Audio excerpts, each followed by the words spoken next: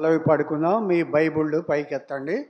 ఎవరికైనా బైబిళ్ళు లేకపోతే మన దగ్గర బైబిళ్ళు ఉన్నాయి, వాటిని కొనుక్కోండి. బైబిల్ లేకుండా ఉండకండి. ఇంట్లో ప్లేట్ ఉంటుంది కానీ ఇక్కడ బైబిల్ ఉండదు. అలా ఉండకూడదు.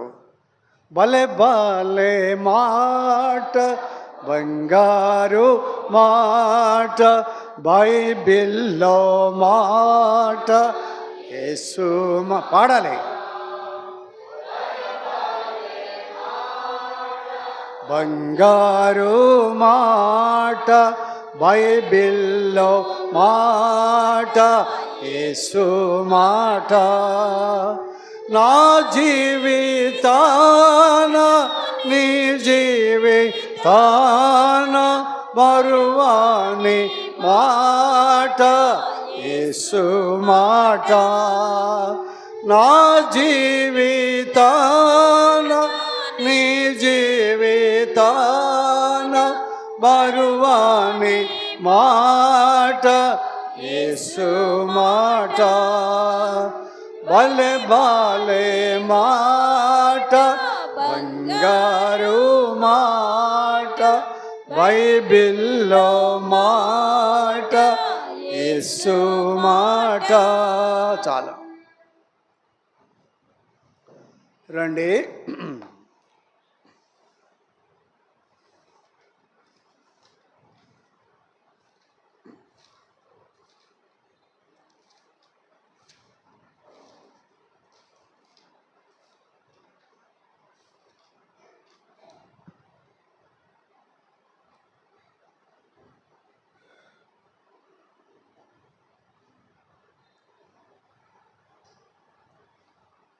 యెషయా గ్రంథం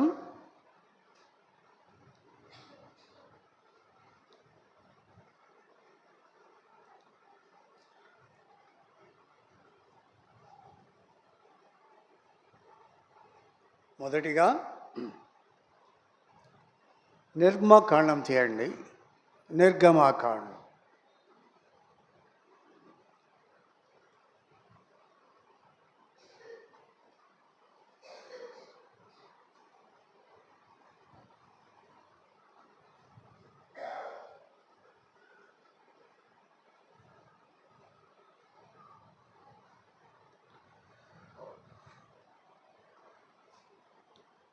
33వ అధ్యాయం. నిర్గమకాండము 33వ అధ్యాయము 11వ వచనాన్ని మనందరం కలిసి చదువుకుంటాం.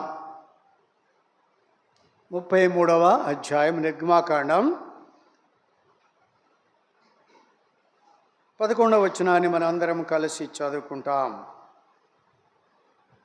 మనుష్యుడు తన స్నేహితునితో మాట్లాడునట్లు యెహోవా మోషేతో ముఖాముఖిగా మాట్లాడుచుండెను. తర్వాత అతడు పాళెములోనికి తిరిగి వచ్చుచుండెను. అతని పరిచారకుడును నూను కుమారుడైన యెహోషువను యవనస్తుడు గుడారములో నుండి వెలుపలికి రాలేదు. ప్రార్థన చేసుకుందాం. జీవము కలిగిన, ప్రేమ కలిగిన, కృప కలిగిన, నమ్మకమైన, స్వచ్ఛమైన దేవాని పాదములకి స్తోత్రాలు. కృపగలిగిన నామలు ఇంతవరకు కనికరించి చదవబడిన లేఖన భాగములు ఈ ఆత్మ చేత వ్రాయించి ఉంచావు గనుక ఈ ఆత్మ ద్వారా మాత్రమే అవి గ్రాహ్యం అవుతుంది. కాబట్టి నీ ఆత్మ ఆవేశము, అభిషేకము, నీ ఆత్మ సంచారము మా మధ్య ఉంచి ప్రభా చెప్పబడిన ప్రతి వాక్య లేఖన భాగములు, విత్తబడుతున్నటువంటి ప్రతి వాక్య ప్రభ విత్తనములు ప్రభ శత్రువు ఎత్తుకొని పోకుండా సహాయం చేసి ప్రతి హృదయంలో తండ్రి స్థిరమైనటువంటి ప్రభా నాటుకోవడానికి కావాల్సిన కృప దయచేసి పెట్టమని స్థలంలో సాగిలపడుతూ మమ్మల్ని అందరినీ చేతిలో పెట్టుకుంటూ యేసయ్య శ్రేష్టమైన నామములో స్తుతించి ప్రార్థించి వేడుకుంటున్నాను పరమ తండ్రి, ఆమేన్.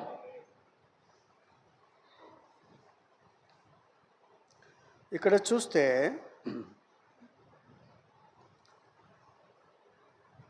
మనుష్యుడు తన స్నేహితునితో మాట్లాడునట్లుగా యెహోవా మోషేతో ముఖాముఖిగా మాట్లాడుచుండెను. ఇక్కడ స్నేహితుడు స్నేహం చేయాలంటే మనసులు రెండు కలవాలి, మనుషులు కలవాలి. మనస్తత్వాలు కలవాలి, వయస్సులు కలవాలి. స్నేహం చేయాలంటే అయితే ఇక్కడ స్నేహం అలా లేదు, ఇక్కడ స్నేహం అలా లేదు. పరలోకం ఉన్నటువంటి దేవుడు, భూమి మీద ఉన్నటువంటి మనుష్యుడు, వీళ్ళిద్దరికీ స్నేహం. స్నేహం అంటే ఏమీ అరమరికలు లేకుండా, దాపరికాలు లేకుండా రహస్యాలన్నీ పంచుకునేది స్నేహం. తల్లిదండ్రులకు కూడా చెప్పనటువంటి రహస్యాలు స్నేహితునితో పంచుకునేటువంటి పరిస్థితులు ఉంటాయి. ప్రాణప్రియుడైనటువంటి, ప్రాణప్రదమైనటువంటి స్నేహితునితో అందరూ కూడా చక్కగా పంచుకునేటువంటి వారుగా ఉంటున్నారు. అలాంటిది ఇక్కడ అంటున్నాడు ఒక మాట, మనుష్యుడు తన స్నేహితునితో మాట్లాడినట్లు యెహోవా మోషేతో ముఖాముఖిగా మాట్లాడుచుండెను. ముఖాముఖిగా మాట్లాడేటువంటి వాడుగా మనం చూస్తూ ఉన్నాం. దేవుడే ఎక్కడ మాట్లాడతాడు నీతో? నీతో ఎక్కడ మాట్లాడితే చెప్పండి. మీతో ఎప్పుడైనా మాట్లాడా? మాట్లాడా? దేవుడే చెప్పండి, ఎక్కడ మాట్లాడాడు?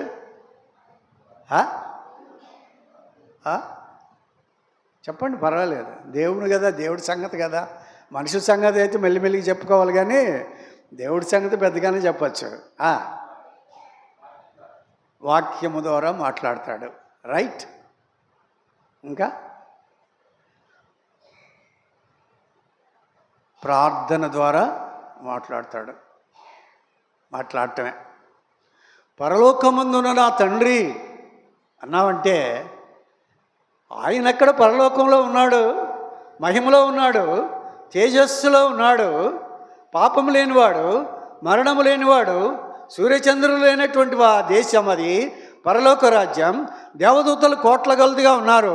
పరిశుద్ధుడు పరిశుద్ధుడు పరిశుద్ధుడు అని దేవారాత్రాలు ఆయన్ని పొగుడుతున్నా ఉన్నారు. అక్కడ సింహాసనాసీనుడు కిరీటాన్ని ధరించినటువంటి వాడిగా ఉన్నాడు.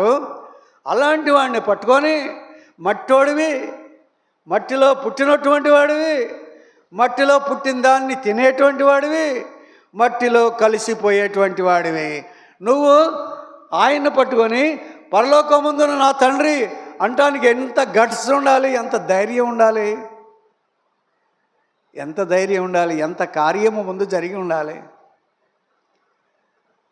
ఒక తండ్రి అని దేవుణ్ణి పిలుస్తున్నావు. అలాగే అంటున్నాడు అబ్రాహాము కూడా స్నేహితుడు. అబ్రహాం నా స్నేహితుడు అంటున్నాడు. మోషే నా స్నేహితుడు అంటున్నాడు. మోషే నా స్నేహితుడు అంటున్నాడు. మోషే ఎన్నిసార్లు తప్పిపోయాడో, ఎన్నిసార్లు పతనమయ్యాడో. అయ్యా నువ్వు మాత్రం వీళ్ళంతా కానానికి వెళ్ళొచ్చు, కానీ నువ్వు మాత్రం వెళ్ళటానికి లేదు కానానికి అన్నాడు. బండను ఒకసారి కొట్టమంటే ఎన్నిసార్లు కొట్టాడు? 3 సార్లు కొట్టాడు. బండను కొట్టితే నీళ్ళు వస్తాయని. అలా చేసావు కాబట్టి నీళ్ళు ఇవ్వనల్లా. ఎవరికి? మోషే కాదు కదా, జనానికి. అలాగా మోషేలో కూడా, మోషే కాదు అందరిలో, మానవుడిగా పుట్టినవాడు ప్రతి ఒక్కరిలో లోపాలు ఉంటాయి, రకరకాలు ఉంటాయి, తప్పులు ఉంటాయి, రకరకాలు ఉంటాయి, ఒకే రకం ఉండదు. ఆళ్ళలాగా నేను సిగరెట్ తాగనండి, నువ్వు మంచోడు అవ్వవు, నీ దగ్గర ఇంకోటి ఉంటుంది ఆడిదికి. కాబట్టి మనం ఇక్కడికి వచ్చినప్పుడు విశ్వాసులముగా, దేవుని బిడ్డలముగా ఇక్కడికి వచ్చినప్పుడు మన సహవాసము ఎవరితో ఉంది? నీ సహవాసం, నా సహవాసం ఎవరితో ఉంది? ఒరే నీ స్నేహితుడు ఎవరో చెప్పరా, నీ గురించి నేను చెప్తానన్నాడండి. నీ స్నేహితుడు ఎవరో చెప్తే నీ గురించి నేను చెప్తానన్నాడు.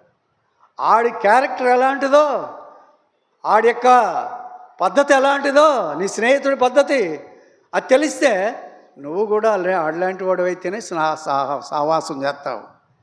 తాగుబోతులు ఇద్దరు సహవాసం చేస్తారు, అబద్ధికులు ఇద్దరు సహవాసం చేస్తారు, మోసగాళ్ళు ఇద్దరు సహవాసం చేస్తారు, స్నేహితులు. అలాంటి స్నేహాలు మనకి ఉండకూడదు. నేను ఇప్పుడు చెప్పాల్సింది దేవునితో స్నేహం, లోకముతో స్నేహం ఎలా ఉంటుంది అని చూసుకుని బల దగ్గరికి వెళ్ళిపోదాం మనం. మనల్ని మనం పరిశీలన చేసుకుందాం.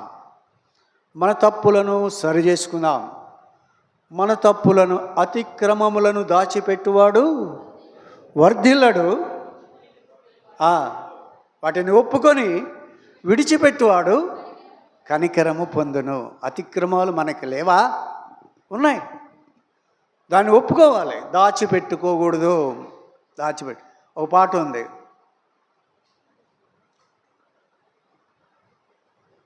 మూత వేసిన నా మూర్ఖతయును దాచియుంచిన నా పాపమును. మన పుస్తకంలో అదే, మూత వేసిన నా మూర్ఖతను తీసుకెళ్ళి మూతేశాడు. లోపల పెట్టేసి మూతేశాడు, ఎవరికి తెలియకుండా. దాచి ఉంచిన నా పాపమును విప్పి చూపి శిక్షింపనంటివి. మూత తీశాడు, ఇదిగోరా నీ పాపం అన్నాడు. దాచిపెట్టని చూశాడు, ఇదిగోరా నీ పాపం అన్నాడు. విప్పి చూపి శిక్షింపనంటివి. కక్షలేని నా దేవా, కక్షలేని నా దేవా, కక్షలేని నా దేవా. కక్షలేని దేవుడు, శిక్షింపని దేవుడు, చూపించే దేవుడు. అంత మంచి దేవుడిని విడిచిపెట్టి ఎలాగ ఉండగలం? ఆయన తగినట్లుగా జీవించకుండా ఎలాగ ఉండగలం? మనం వెళ్ళవలసినటువంటి పరలోక రాజ్యం ఒకసారి తలుచుకుంటే దానికి నేను అర్హుడనా కాదా అనేటువంటిది ఒకసారి జ్ఞాపకంలోకి వస్తుంది. ఇక్కడ మనకి తెలియదు పరలోక రాజ్యం యొక్క మహిమ, తేజస్సు, దాని యొక్క స్థితిగతులు, దాని పునాదులు. దేనికి దేవుడు శిల్పి నిర్మాణకుడు అయినాడో ఆ పునాదులు కలిగిన పట్టణము కొరకు నేను ఎదురు చూస్తున్నాను అన్నాడు. దేనికి దేవుడు శిల్పి, నిర్మాణకుడు? దేవుడే, కార్పెంటర్ కాదు. దేవుడే శిల్పి, దేవుడే నిర్మాణకుడు. పునాదులు కలిగినటువంటి 12 వజ్రాలతో, మాణిక్యాలతో కట్టబడినటువంటి పునాదులు కలిగిన పట్టణంలో నేను తీసుకెళ్ళి, బంగారపు వీధులు కలిగినటువంటి పట్టణంలో నేను తీసుకెళ్ళి, బంగారం ఇక్కడైతే నీ బంగారం నీ మీద తిరిగిద్ది కానీ, ఇక్కడైతే నీ బంగారం నీ మీద తిరిగిద్ది కానీ, నువ్వు అక్కడ బంగారం మీద తిరగాలి. అక్కడ బంగారం మీద తిరగాలి. వీధులన్నీ బంగారమే, సిమెంట్ రోడ్లు కాదు. దాన్ని ఒకసారి తలంచుకుంటే నేను నువ్వు అక్కడికి వెళ్ళటానికి అర్హులమా కాదా? లోక సంబంధమైన మనసు కలిగి, లోకతత్వము కలిగి, లోకంలో ఉన్న పరిస్థితులు కలిగి, శరీర సంబంధమైన ఆలోచనలు కలిగి, వీటన్నిటితో ముడిపడి నింపబడి ఉండి పరలోక రాజ్యానికి వెళ్ళడానికి ఎన్ని ఆటంకాలు వచ్చినప్పటికీ కూడా విప్పి చూపి కక్షలేని నా దేవుడు, కక్షలేని దేవుడు నిన్ను నన్ను కాచి కాపాడి, జాలిపడి, వాత్సల్యముతోటి కృప చూపించి, క్షమించి, కడిగి, శుద్ధీకరించి, ఇదిగో నా రక్తం నీ కొరకు చిందించిందే, కడుక్కో, శుద్ధి చేసుకో అని ఇక్కడ బలిపీఠాన్ని పెట్టి అడుగుతుంటే ఒప్పుకోవటానికే తప్పుకునే మనస్సు మనింది. ఒప్పుకోలేం. ఒకవేళ ఒప్పుకున్నా విడిచిపెట్టలేం. ఒకవేళ విడిచిపెట్టినా మరచిపోలేం. అలాంటి పరిస్థితి కలిగినటువంటి వాళ్ళం మనం. నరుడు అలాంటి వాడు, నర జన్మ అలాంటిదే. కాబట్టి త్వరగా తప్పిపోయేటువంటిది.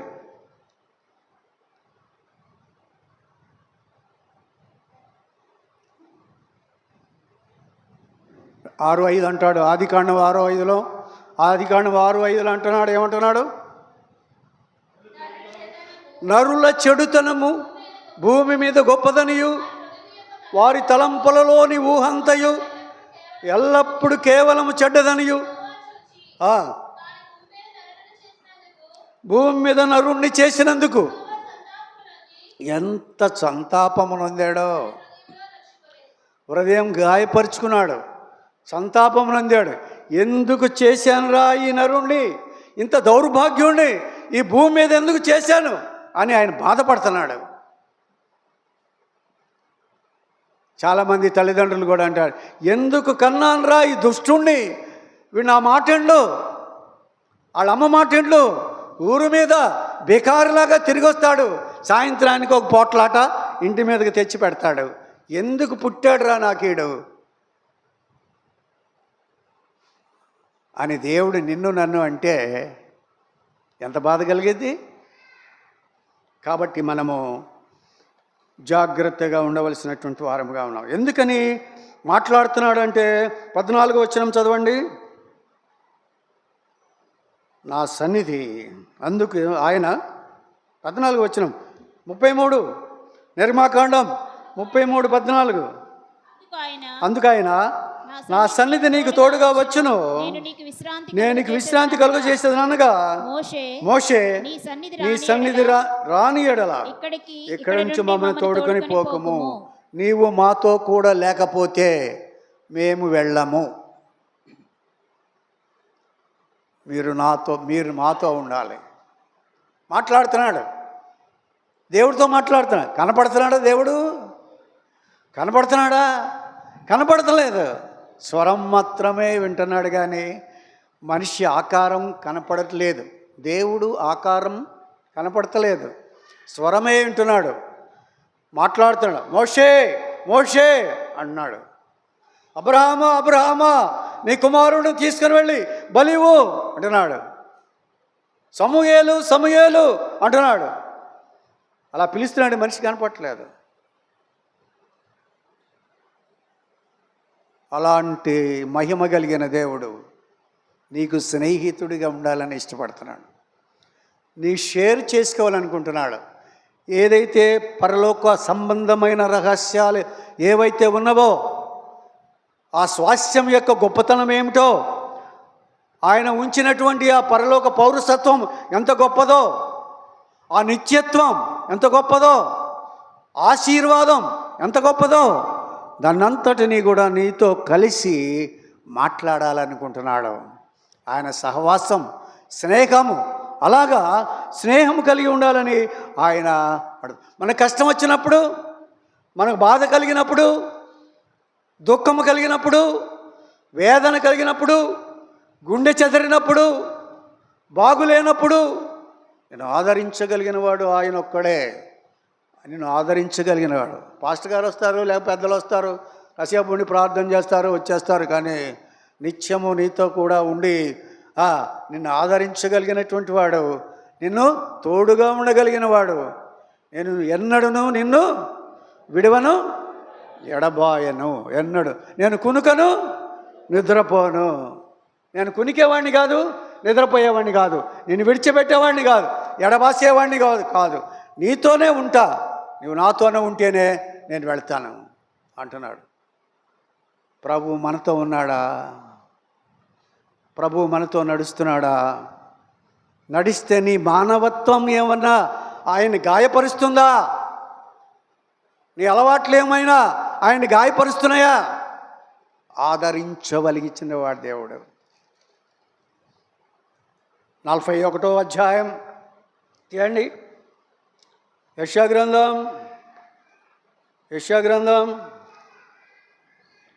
41వ అధ్యాయం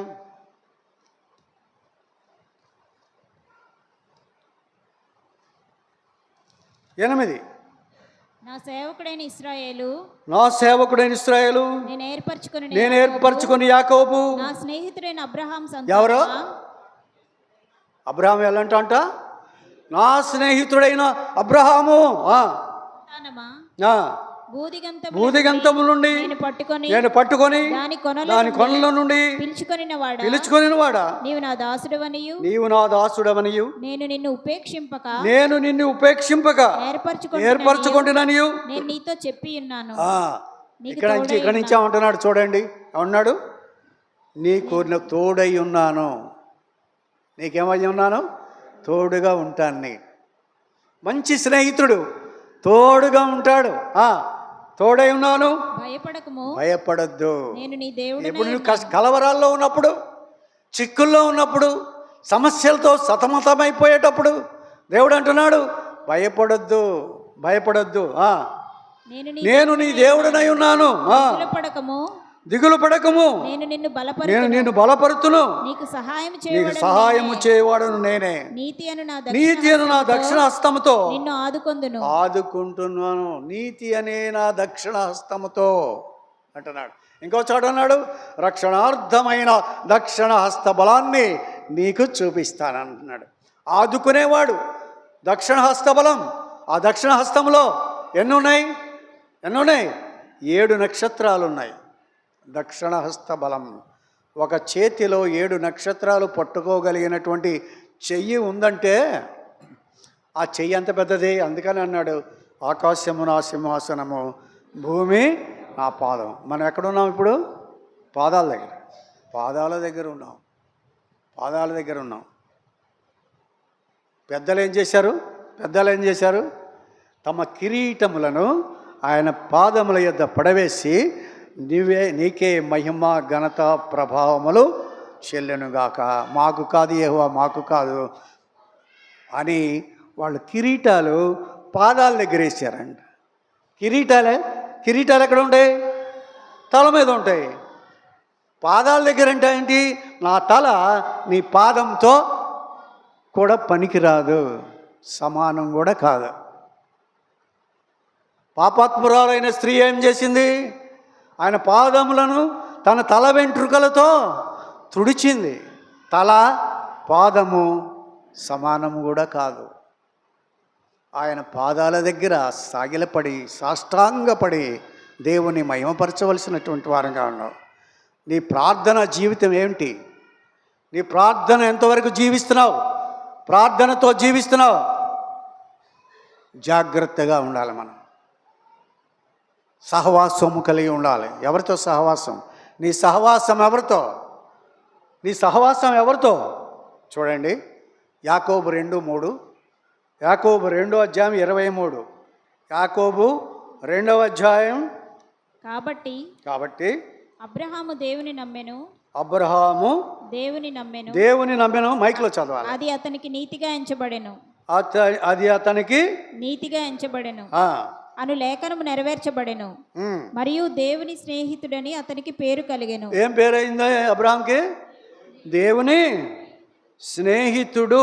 2:23 అంటాడు, దేవుని స్నేహితుడు అని అతనికి పేరు కలిగాను. మనుష్యుడు విశ్వాసం మూలం మాత్రం కాక క్రియల మూలమున నీతిమంతుడని ఎంచబడును. విశ్వాసం ఉంటే కాదు, దానికి తోడు ఇంకే ఉండాలి? క్రియలు ఉండాలి. నేను చాలా మంచి విశ్వాసిని అని చెప్పుకుంటే కాదు. అడుక్కునేవాడిని ఇంటి ముందుకు వస్తే ఒట్టి చేతులతో వెళ్ళకూడదు. ఒక ఫంక్షన్ పెడతావు, మంచి ఫంక్షన్ పెడతావు. ఆ ఫంక్షన్కి అందరికి కార్డులు ఇచ్చి పిలిస్తే అందరూ వచ్చి తింటారు, ఏదో డబ్బులు సమర్పించి వెళ్ళిపోతారు. మళ్ళీ వాళ్ళు పెట్టుకున్నప్పుడు నిన్ను పిలుస్తారు, నువ్వు పెట్టిన ఎంత చూసి మళ్ళీ తీసుకెళ్ళి నీకు పెడతారు. దానివల్ల ఉపయోగమేమి రాదు. అందుకనే పేదవాడికి పెట్టితే వాడు మనల్ని పిలవడం మళ్ళీ. అది దేవుని లెక్కలో గిన్నెడు చన్నీళ్ళు ఇస్తే ఆయన దగ్గర ఉంటుంది. గిన్నెడు చన్నీళ్ళే. కాబట్టి క్రైస్తవుడు అంటే ఏంటి? పరిచారకుడు, ఉపచారకుడు, సహాయకుడు, ప్రార్థనాపరుడు. నీ సాక్ష్యం చెప్పాలి. నీ సాక్ష్యం చెప్పాలి. ఆవిడ ఉదయాన్నే దేవుని మందిరానికి వెళ్తుంది. 10 గంటలు అంటే 10 గంటలకి వెళ్ళిపోతుంది. ఎప్పుడు కూడా అబద్ధాలు ఆడదు. పోసుకోలు ముచ్చట్లు చెప్పదు. ముసలమ్మ ముచ్చట్లు చెప్పదు. కాబట్టి చాలా మంచి సాక్ష్యం కలిగినట్టు. అది మనకు కావాలి. అందుకని ఇక్కడ అంటున్నాడు, అబ్రాహాము మరియు దేవుని స్నేహితుడని అతనికి పేరు కలిగాను. మనుష్యుడు విశ్వాస మూలమాత్రం కాక క్రియల మూలమున నీతిమంతుడని ఎంచబడునని మీరు దీనివల్ల గ్రహించిపోతారు. అటువలే రాహాబును వేశ్య కూడా దూతలను చేర్చుకొని వేరొక మార్గమున వారిని వెలుపలికి పంపివేసినప్పుడు క్రియల మూలముగా నీతిమంతురాలను ఎంచబడిన కదా. మరణము లేని శరీరం ఎలాగో మృతమో అలాగే క్రియలు లేని విశ్వాసము మృతము. ప్రాణము లేనటువంటి శరీర శవం ఎలాంటిదో క్రియలు లేనటువంటి విశ్వాసము కూడా చచ్చినట్టే. క్రియలు లేకపోతే విశ్వాసము చచ్చిపోయినట్లే. స్నేహం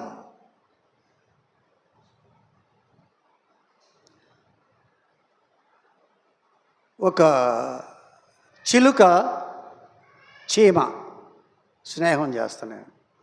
ఒక చిలుక చీమ స్నేహం చేస్తున్నాయంట.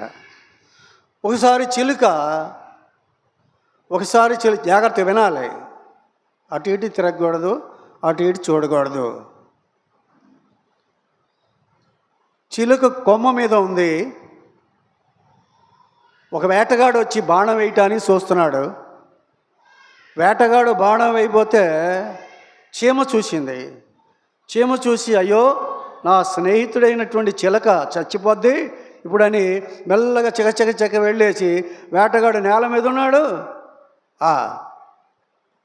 చిలుక చెట్టు మీద ఉంది. వెంటనే కాలుని కరిచింది. వదిలే సమయంలో కాలుని కరవగానే గురి తప్పింది. ఇటు పోవాల్సిన బాణం ఇటు వెళ్ళిపోయింది. ఆడి మైండ్ డైవర్ట్ అయిపోయింది. వాడి బాణం కూడా ఇటు పోయింది. గొలియాతో వడిసెలా రాయిలా కాదు, ఇటు పోయింది. అమ్మ చూసింది. మళ్ళీ ఇద్దరు కలుసుకుని మాట్లాడుతున్నారు. నేను ఆవిడ చంపేసేవాడే, నేను ఇది చేశాను కాబట్టి అని. తర్వాత ఒక రోజున చీమ గాలి వస్తే నీళ్ళల్లో పడిపోయింది.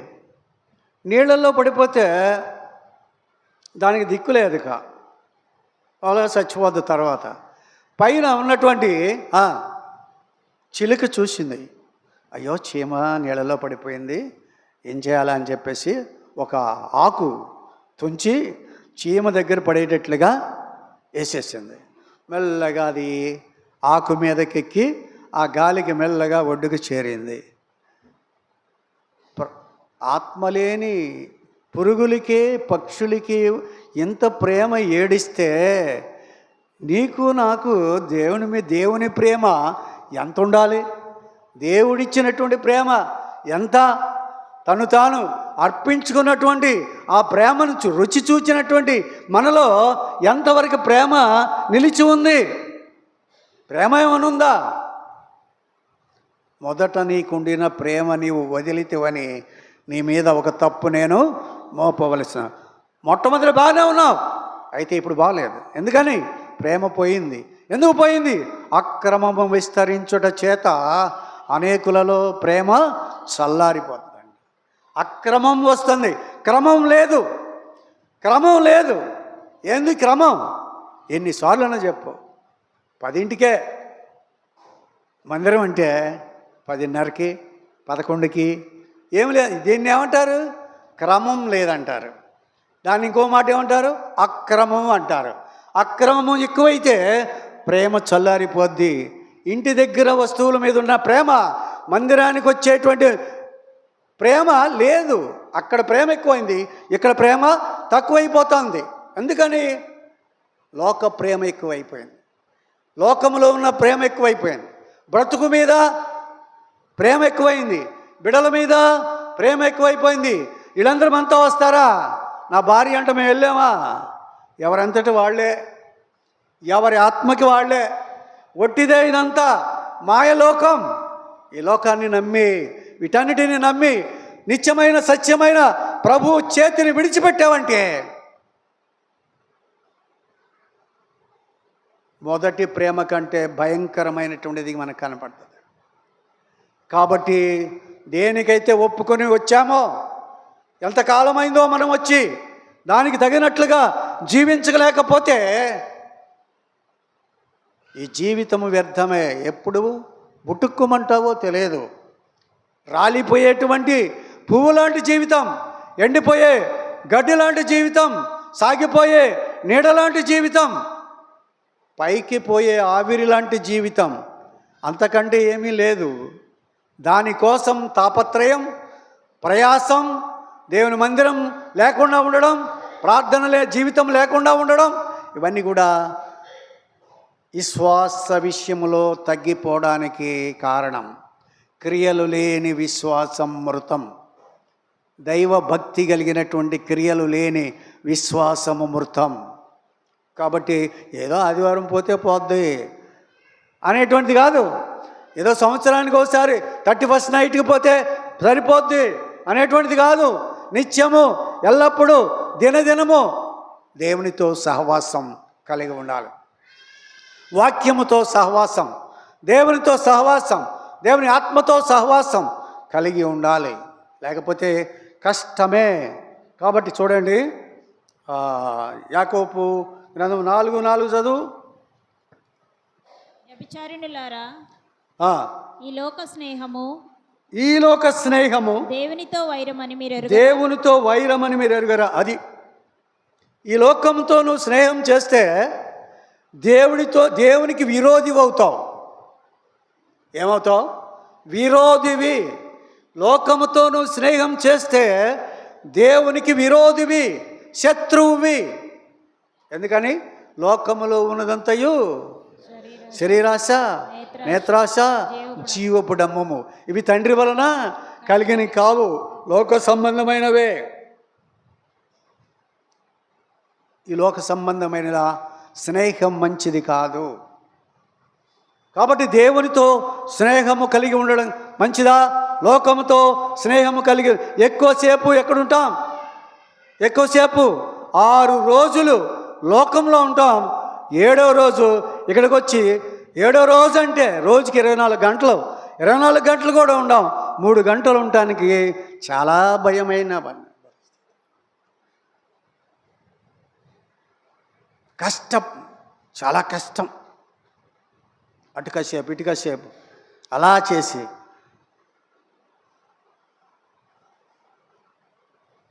అలాంటి పరిస్థితి ఒకసారి మనం జ్ఞాపకం చేసుకోవాల్సినటువంటి వారు. లోక స్నేహము వ్యభిచారిణులారా అన్నాడు ముందు. ఆ మాటకు అర్థం చెప్పండి నాకు. వ్యభిచారుణులారా, లోక స్నేహము దేవునితో వైరమని మీరు ఎరుగరా? దేవునితో వైరమని మీరు ఎరుగరా? కాబట్టి ఎవడు ఈ లోకముతో స్నేహము చేయగోరునో వాడు దేవునికి శత్రువగును. ఆయన మన యందు నివసింపజేసి. చాలు. వ్యభిచారుణులారా అన్నాడు. ఎందుకని అన్నాడు ఆ మాట? ఎందుకన్నాడు చెప్పండి? దేవుడు నిన్ను సృష్టించిన వాడు నీకు భర్త అయి ఉన్నాడు. భర్తను కాకుండా లోకాంతో స్నేహం చేస్తే వ్యభిచారంతో సమానం. లోకములు ఎవరున్నారు? లోకాధికారి వచ్చుచున్నాడు. యోహాను సువార్తలో ఉంటుంది 11వ అధ్యాయంలో, లోకాధికారి వచ్చుచున్నాడు, అతనితో నాకు పని లేదు. తీసిన వారు చదవండి.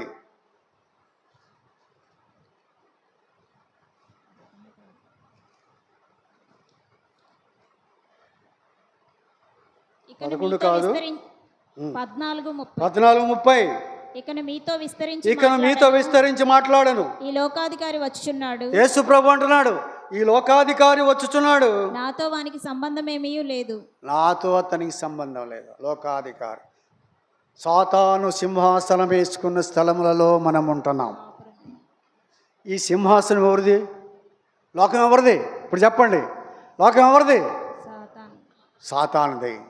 యేసు ప్రభువుని కొండ మీదకి తీసుకెళ్ళి లోకంలో ఉన్నదంతా జిగపొగలు అన్నిటిని చూపించి, నీ ఒకసారి నా పాదాలకి నమస్కారం చేస్తే ఈ లోకం అంతా నీకు ఇచ్చేస్తాను. అప్పుడు ఎవరిది సొత్తు? లోకం ఎవరిది? ప్రభు అన్నాడు, నీ ముఖం నేను సృష్టిస్తే నువ్వు ఇచ్చేదేంట్రా అన్నాడా? ఆదాము దగ్గర నుంచి లోకం అంతా కూడా సాతాను చేతిలోకి వెళ్ళిపోయింది. అందరూ సాతాను యొక్క చేతిలోకి వెళ్ళిపోయారు. సాతాను యొక్క స్వాధీనంలో లోకం ఉంది. లోకంలో మనం ఎలా జీవించాలి? విశ్వాసులమై, పవిత్రులమై, పరిశుద్ధులమై, విశ్వాసులము లోకంలో ఎలా జీవించాలి? తామరాకు మీద నీటి బొట్టులాగా జీవించాలి. తామరాకు మీద నీటి బొట్టు ఎలా ఉంటుంది? అటు ఇటు వెళ్తుంది కానీ అంటుకోదు. తామరాకుకి అంటుకోదు. అలా అనండి, అటు ఇటు వెళ్తుంది అంటే తామరాకుకి అంటుకోదు నీటి బొట్టు. లోకము సముద్రమైతే దాని మీదలో ఉన్నటువంటి ఓడ నువ్వైతే, నువ్వు సముద్రం లోకములోనే ఉండాలి. వాడెందుకు చేస్తారు? అరణ్యంలో పెడతాక సముద్రంలోనే ఉండాలి.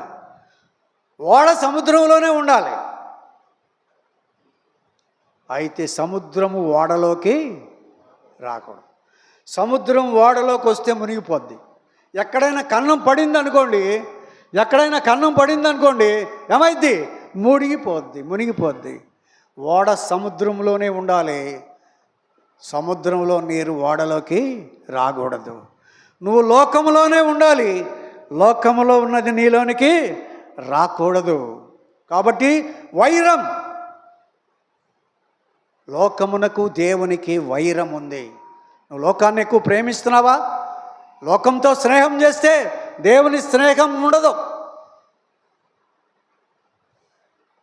నీ స్నేహం ఎలా ఉంది? లోకంతో చేస్తున్నావా స్నేహం?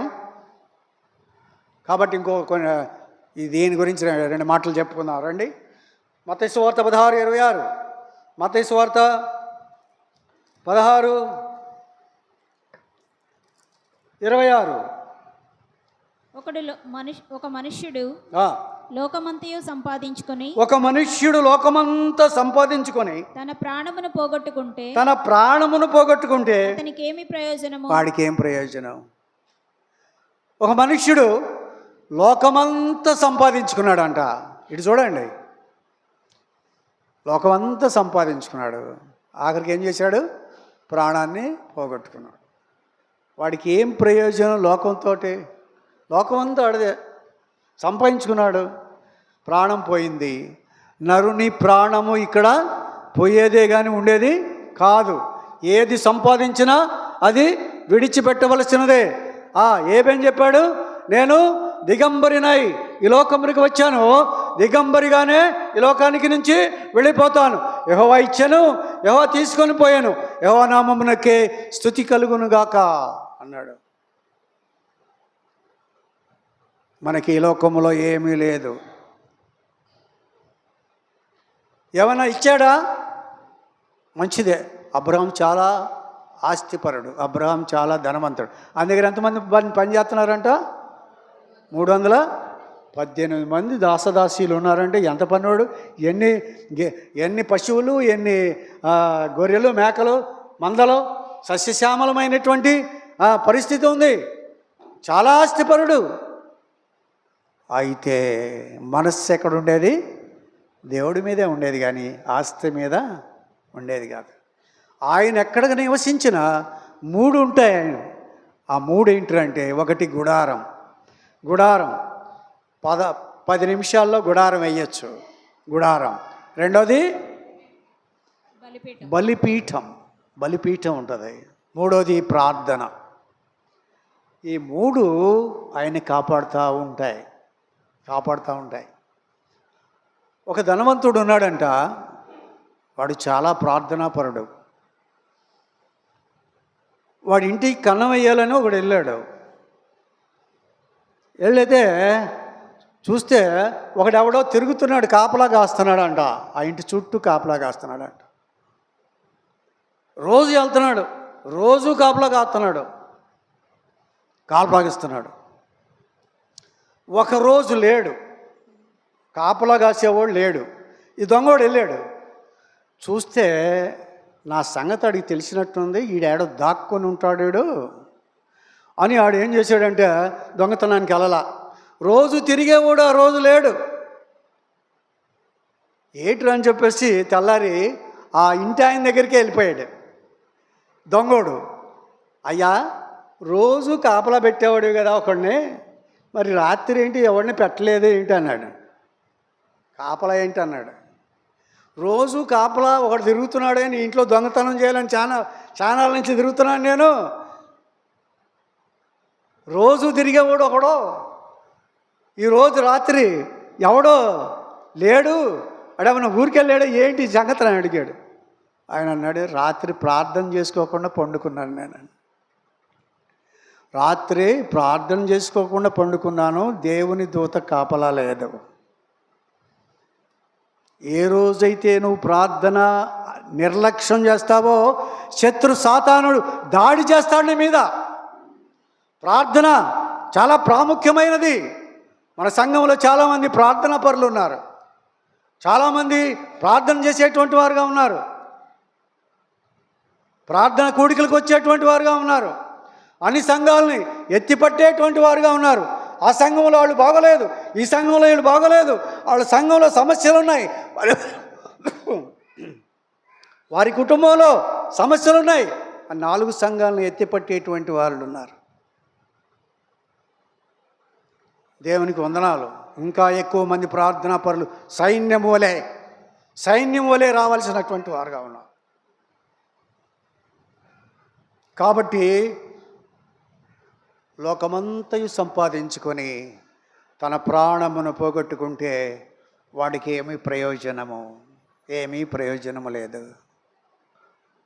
కొట్లు విప్పాడు, కొట్లన్నీ తెరిచేశాడు, అన్నీ చేశాడు, బాగా పండించాడు. ఆ ఊరోళ్ళంతా మెచ్చుకున్నారు, శాలువాలు కప్పారు, దండలేశారు. నువ్వు మంచోడివిరా, చాలా బాగా పండించావు, అందరు 25 ఎకరానికి 25 బస్తాలు అయితే నువ్వు 30 బస్తాలు పండించావు, నువ్వు గొప్పవాడివి అని అందరూ మెచ్చుకున్నారు. దేవుడు అన్నాడు, వెర్రివాడా అన్నాడు. ఏమన్నాడు దేవుడు? ఏమన్నాడు? వెర్రివాడా, ఈరోజే నీ ప్రాణాన్ని అడుగుతున్నాను. నువ్వు సంపాదించిందల్లా ఎవరిదవుతుంది? ఆడేమన్నాడు? నో ప్రాణమా, అనేక సంవత్సరములకు సరిపడినటువంటి ఆహారము నేను సమకూర్చి పెట్టాను. తినుము, త్రాగుము, సుఖించుము. తినుము, త్రాగుము. ప్రాణంతో చెప్తున్నాడు. దేవుడు అన్నాడు, ఓర్ని పిచ్చాడా, ప్రాణం నీ చేతిలో లేదురా, నీ ప్రాణం నా చేతిలో ఉంది. ఎప్పుడు తీసుకుంటానో నీకు తెలీదు, ఎవరు తింటారా ఇన్ని సంవత్సరాలు పెట్టేసింది అని అన్నాడంట. కాబట్టి ఈ లోకంలో మనకి ఏదీ లేదు. దరిద్రుడు, పేదవాడు, కురుపులతో ఉన్నవాడు, బట్టలు లేవు, తినటానికి తిండి లేదు, కట్టుకోవడానికి బట్ట లేదు, ఉండటానికి ఇల్లు లేదు, ఏమీ లేనటువంటి వాడు లాజరు చనిపోతే దేవుని యొక్క రొమ్మున, అబ్రహాము రొమ్మున ఆనుకున్నాడు. కావలసింది ఆస్తి కాదు, కావలసింది లోకంలోది కాదు, విశ్వాసముతో కూడిన క్రియలు ఉండాలి. రండి ఇంకో మాట చూసుకుందాం. స్నేహితుడు మేలు కోరేవాడు. సామెతలు 27. సామెతలు బైబిల్ ఉన్న వాళ్ళంతా తీయండి. బైబిల్ అలా పెట్టుకోకండి, అలంకారంగా ఉంచుకోకండి. బైబిల్ ఉంటే మాత్రం ఖచ్చితంగా తీయండి. సామెతలు 27:6. మేలును కోరి స్నేహితుడు గాయములు చేయును, పగవాడు లెక్కలేని ముద్దులు పెట్టును. మేలు కోరి స్నేహితుడు గాయం చేస్తాడంట. ఎవడైనా నీకేమైనా బుద్ధి లేదురా, అన్నం తిట్టలేదా, ఎందుకురా పని చేస్తున్నావు అని అడిగితే అంటే బాధపడకూడదు. స్నేహితుడు మేలు కోరి గాయం చేస్తాడు, గాయపరుస్తాడు. తర్వాత పగవాడు లెక్కలేని ముద్దులు పెట్టును. లెక్కలేని ముద్దులు పెడతాడంట పగవాడు. పగ ఉన్నవాడు ఏం చేస్తాడు? లెక్కలేనని ముద్దులు పెడతాడంట. ఒకటి చెప్పండి.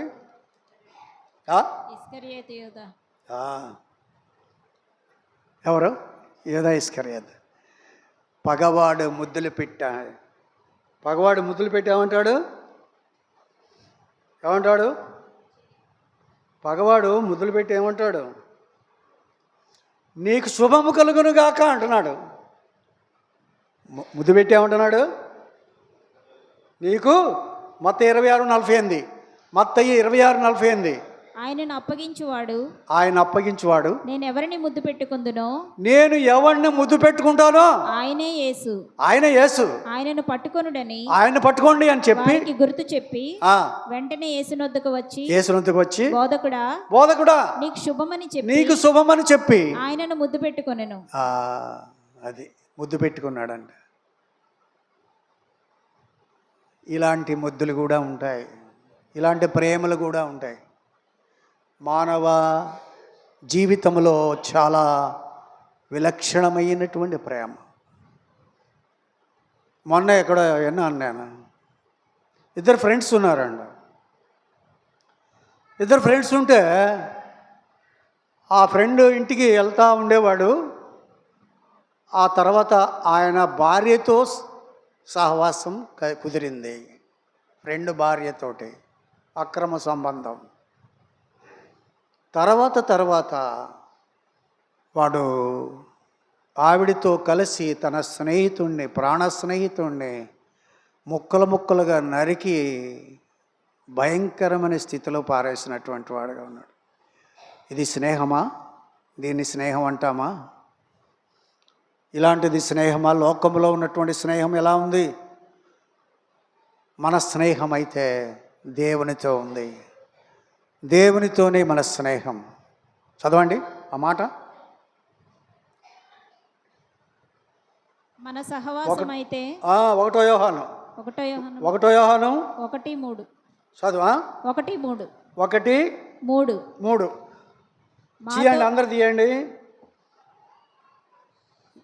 1 యోహాను 1:3.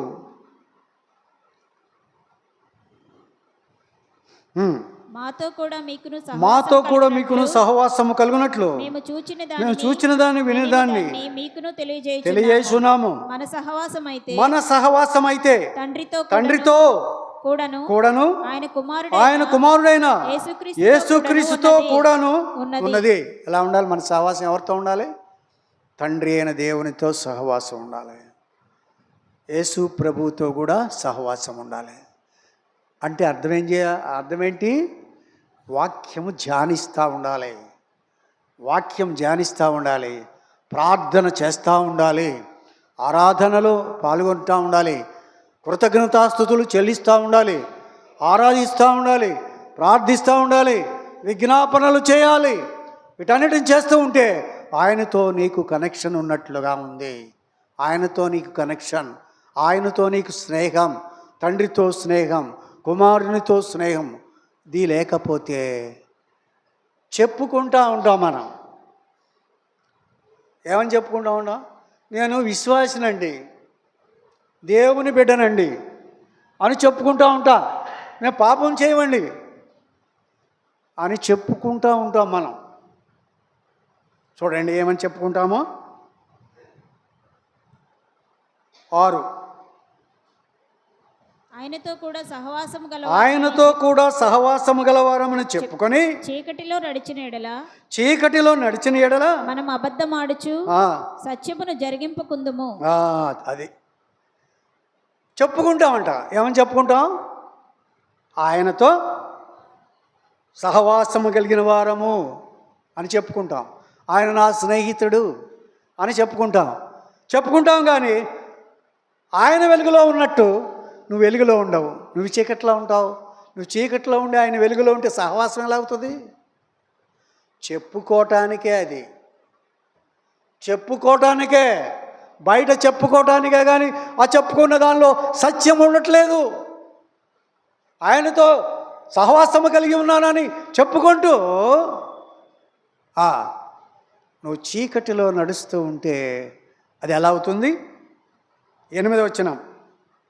మనము పాపము లేని వారమని చెప్పుకొని అలా చెప్పుకుంటాం. మనం మాకు పాపం లేదండి అని చెప్తాం. ఎప్పుడైనా చెప్పొచ్చా మాట? పాపం లేదని చెప్పొచ్చా? మనం కూడా పాపులమే.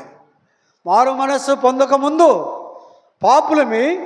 ఇప్పుడు రక్షణ పొందిన పాపులం, రక్షణ పొందాం, కానీ పాపము నైజం పోలేదు.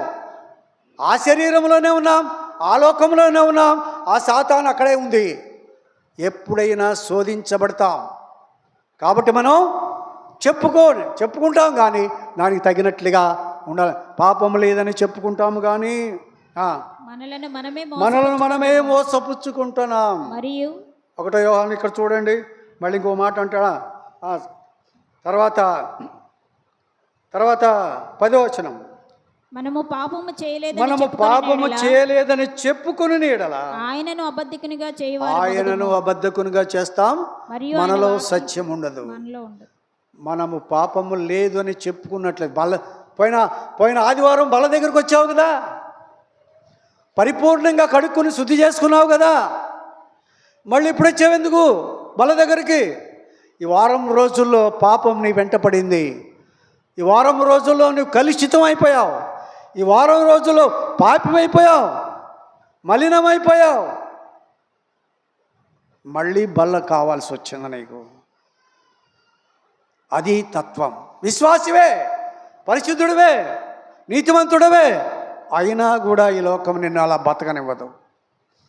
నాలో పాపం లేదని నువ్వు చెప్పుకుని ఎడలా మోసం చేసుకుంటున్నావు, దేవుడిని అబద్ధికునిగా చేస్తున్నావు. దేవుడికి తెలుసు నీలో పాపం ఉంటుందని తెలుసు ఆయనకి. అందరూ పరిశుద్ధులే కానీ ఏమన్నాడు అక్కడ చూడండి, యోహాను సువార్త 13వ అధ్యాయంలో మాట అన్నాడు.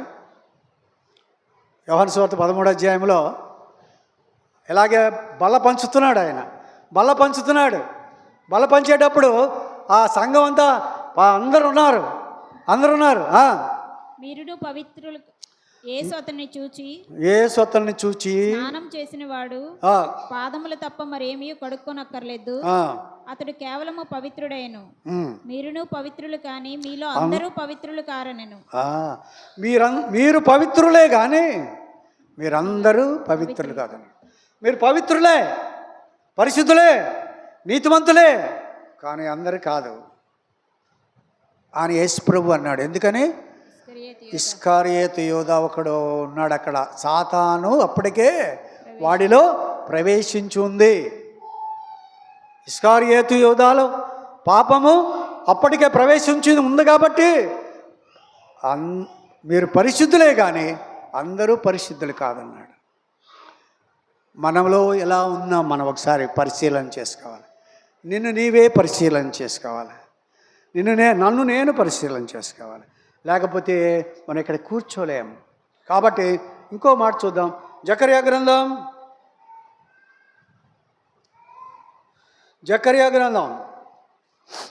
13:6 నీ చేతులకు గాయములేమని వారు అడుగగా వాడు ఇవి నన్ను ప్రేమించిన వారి ఇంట నేనుండగా నాకు కలిగిన గాయములను చెప్పాను. చూడండి, నీ చేతుల గాయం ఏంటయ్యా అంటే, నేను ప్రేమించినటువంటి వాళ్ళ ఇంట్లో ఉంటే నాకు కలిగిన గాయాలను. మరి వాళ్ళు ప్రేమించాలి కదా.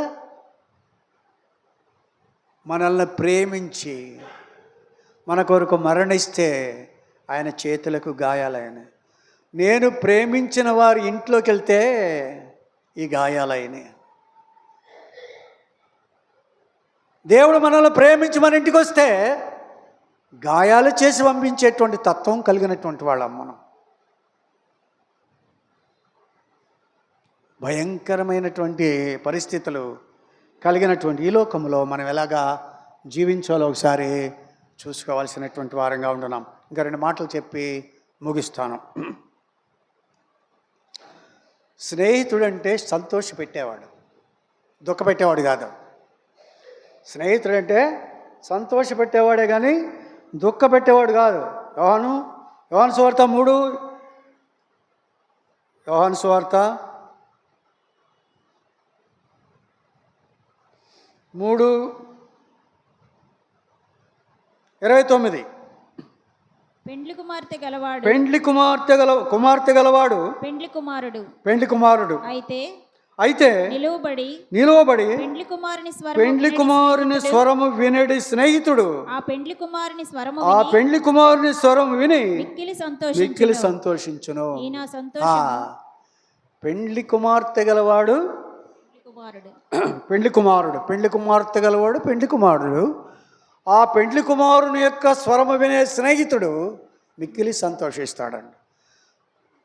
ఆకాశ మేఘారూఢుడై మన ప్రభువు వస్తూ ఉన్నప్పుడు పెండ్లి కుమారుడు వలె వస్తున్నప్పుడు సంఘమంతా కూడా మచ్చ, డాగు, కళంకము, ముడుత అట్టిది మరి ఏది లేకుండా నిర్దోషమైనదిగా, నిష్కళంకమైనదిగా, నిందారహితమైనదిగా ఎత్తబడేటప్పుడు ఆ దేవుని సముఖన పాదాల దగ్గర పెట్టేటప్పుడు మనం ఎలా ఉన్నామో ఒకసారి చూసేటువంటి వాడు, స్నేహితుడు సంతోషించేటువంటి వాడుగా ఉంటాడు.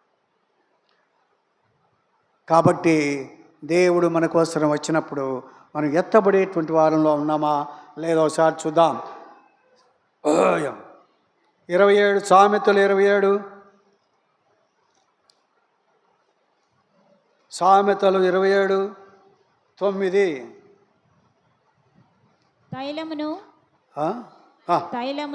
తైలమును అత్తరును హృదయమును సంతోషపరచును చెలికాని హృదయంలో నుండి వచ్చు మధురమైన మాటలు హృదయమును సంతోషపరచును. అది తైలము, అత్తరు ఎందుకు కొట్టుకుంటారు? మంచి వాసన రావాలని. అత్తరు కొట్టుకోవచ్చా మనం? పేదాలకు లిప్స్టిక్ వేసుకోవచ్చా మనం? వేసుకోకూడదు. దేవుడు ఎలా ఇస్తే ఎలా ఉంటే అలాగే ఉండాలి. పేదాలకు లిఫ్ట్. ఒకసారి మొన్న ఈ మధ్య ఒక సంఘానికి వెళ్తే ఒక అమ్మాయి పేదాలకి రాసుకుని వచ్చింది. అందరిలో గద్దిస్తే బాగోదని అయిపోయిన తర్వాత పిలిచి ఏమ్మా, దేవుడు నీ పెదాలు ఇంత ఎర్రగా చేయలేదని బాధపడుతున్నావా? దేవుడు ఎలా చేస్తే ఎలా ఉండు? దేవుడా, నా పెదాలు ఇక్కడ ఇలా చేయాల్సింది నువ్వు చేయలేకపోయావు, నేను చేసుకుంటున్నాను అని దేవుడిని వెక్కిరిస్తున్నావా? దేవుడిని తప్పుపడుతున్నావా? తీసేయి, ఇక ఎప్పుడు వేసుకోవద్దు అని చెప్పేశాను. కాబట్టి చెప్పాల్సింది అప్పుడు చెప్పాలి. నలుగురిలో ఇన్సల్ట్ చేయటం కాదు, కానీ చెప్పవలసింది ఖచ్చితంగా పిల్లకి చెప్పేశాను. అలాగే అత్తరును తైలమును హృదయమును సంతోషపరుస్తాయి. చెలికాని హృదయంలో ఉండి వచ్చు మధురమైన మాట అది రావాలి. అది అత్తరు లాంటి మాట. చెలికాని స్నేహితుడి యొక్క హృదయంలో నుంచి వచ్చే మాట అత్తరు కంటే గొప్ప, సువాసన కంటే గొప్ప. అలాంటి మాటలు మాట్లాడాలి మనం. మన స్నేహితులముగా ఉన్నప్పుడు, విశ్వాసులంగా ఉన్నప్పుడు, దేవుని బిడ్డలముగా ఉన్నప్పుడు మన మాటలు అత్తరు కంటే సువాసన కలిగినటువంటివిగా ఉండాలి తప్ప కంపు కొట్టేటువంటి మాటలు మాత్రం మాట్లాడకూడదు. మనం చండాలపు మాటలు మాట్లాడకూడదు. వాళ్ళ మీద వీళ్ళ మీద పితీరీలు చెప్పుకునేటువంటి మాటలు మనం మాట్లాడకూడదు. మనకు అక్కర్లేదు, మనకు అనవసరం. నిన్ను నీవు పరిశీలన చేసుకుంటూ ఉండాలి, కానీ ఇతరులను పరిశీలించడానికి దేవుడు ఉన్నాడు. నువ్వెందుకు దేవుడి స్థానంలోకి వస్తావు పరిశీలించడానికి? దేవుడా, నువ్వు సరిగా పరిశీలించట్లేదు కాబట్టి నేను పరిశీలిస్తున్నానని నువ్వు పరిశీలించకూడదు. నిన్ను నీవు పరిశీలన చేసుకో. నీ మంచి మాటలు ఉండాలండి. చెలికాని హృదయములో ఉండి వచ్చు మధురమైన మాటలు హృదయమును సంతోషపరుస్తాయి. చెలికాడంటే వాడు సంతోషకరముగా మాట్లాడేవాడే సరైన స్నేహితుడు, కానీ దుఃఖపెట్టేటువంటి వాడు స్నేహితుడు కానే కాదు. దుఃఖపెట్టని వాడు ఒక్కడే దేవుడు. ఆయన సహవాసం ఎక్కువగా ఉన్నప్పుడు మనం చెడిపోకుండా. కింద మాట కూడా 10 నీ స్నేహితునైనను నీ తండ్రి స్నేహితుని అయినను నీ స్నేహితుణ్ణి కానీ నీ తండ్రి స్నేహితుణ్ణి కానీ విడిచిపెట్టకము. నీకు ఆపద కలిగిన దినమందు నీ సహోదరుని ఇంటికి వెళ్ళకము. చాలు. సహోదరుడు చావు కోరుతాడు, బామ్మర్ది బతక కోరుతాడు అని ఉంది సామెత. నేను చెప్పట్లేదర్రా. సహోదరుడు చావు కోరుతాడు, ఎందుకంటే ఆస్తి వస్తుందని. ఆస్తి వస్తుంది, ఆడి చస్తే ఇడికి వస్తుంది ఆస్తి. బామ్మర్ది బతకాలని కోరుతాడు. ఎందుకంటే ఆడు చచ్చిపోతే చెల్లెలు ఇంటికి వస్తుంది. అందుకనే నీ సహోదరునితో స్నేహితుడైనను నీ తండ్రి స్నేహితుడైన విడిచిపెట్టు. నీ తండ్రి స్నేహితుడు తండ్రి లాంటివాడు. నీ తండ్రికి స్నేహితుడు అన్నాడే, నీ తండ్రి లాంటివాడు. వాడిని విడిచిపెట్టద్దు. కానీ నీ సహోదరుని ఇంటికి మళ్ళీ వెళ్ళొద్దు. నీ సహోదరుని ఇంటికి మళ్ళీ వెళ్ళొద్దు. అంత ప్రేమ ఇక్కడ ఉండదు అంటున్నాడు. కాబట్టి మనం నీకు ఆపద కలిగిన దినమందు నీ సహోదరుని ఇంటికి వెళ్ళొద్దు. కాబట్టి సహోదరుడు అంటే ఏంటి? ఇక్కడ చర్చికి వచ్చే సహోదరులని కాదు, నీ తోడబుట్టినవాడి దగ్గరికి వెళ్ళవద్దు అని చెప్పేటువంటి వాడు. ఒక మాట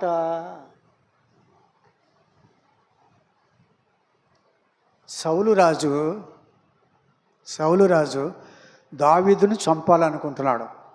ఎందుకంటే సౌలు చంపలేని గొలియాతుని దావీదు చంపాడు.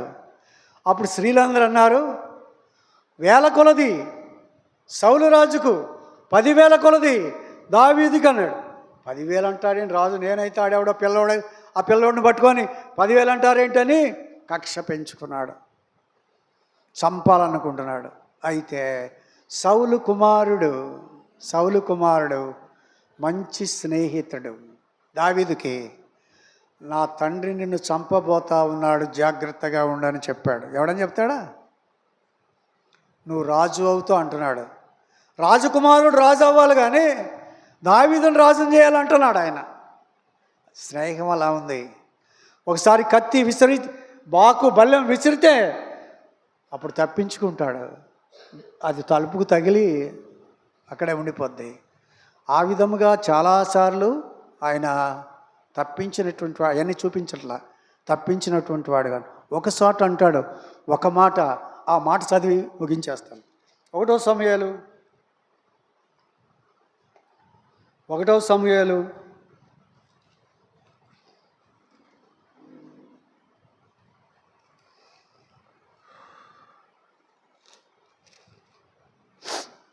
1 సమూయేలు 20 అధ్యాయం 41. వాడు వెళ్ళిపోయిన వెంటనే దావీదు దక్షిణపు దిక్కు నుండి